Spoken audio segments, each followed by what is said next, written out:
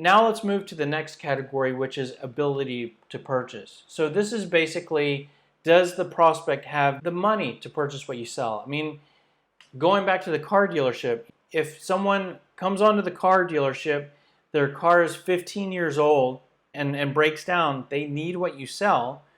But if the person is unemployed and has a tremendous amount of debt, then they don't have the ability to purchase what you sell. So you could take them on a test drive and they will be, loving what you sell, but they don't have the ability to purchase. And while that might seem a little bit obvious in a car sales scenario, if you don't really assess this area in a B2B world, you could end up wasting time on a prospect that seems very interested by not really identifying if they have the ability to purchase from a funding or budget standpoint. So you want to identify what's going on in this area as soon as possible. Some questions to ask, are, instead of just saying, do you have money to spend or how much do you have to spend, I like to ask, what is the budgetary range that you need this purchase to stay within?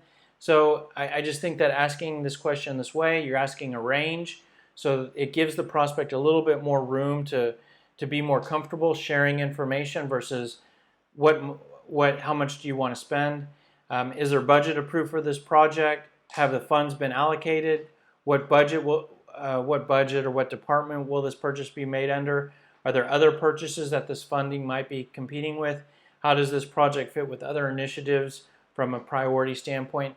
So just some real general, money-related type of questions that can help you to identify what's going on with the prospect in terms of their ability to purchase what you're talking about selling to them. So before we move on to the next category, I want to point out, if you ask these questions and if you determine that the prospect does not have the ability to purchase, that doesn't necessarily mean run for the hills and cut bait and stop talking to this prospect. These areas, not only does figuring out how strong or weak the prospect is in these areas determine how qualified the prospect is and how much time you should invest, but determining which area the prospect is weak will give you clues for what you need to do next. Okay? And to show you what I'm talking about there, if I go back to this ability to purchase.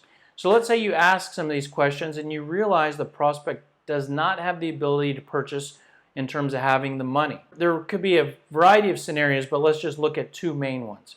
So one is they do not have budget right now because of this year's budget is all used and they don't have budget available right now. They technically today do not have the ability to purchase what you sell.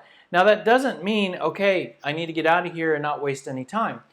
But that does tell you, okay, maybe I need to be a little bit cautious and not just be flying all over the place. What you need to do is create a long-term strategy where you're staying in contact and you're continuing to invest a little bit of amount of time so that when the prospect's budget opens up or when they begin their budget planning process, you can be there and be in contact and be fresh in their mind. What I'm getting at here is the budget constraint or lack of budget a short-term or a long-term issue?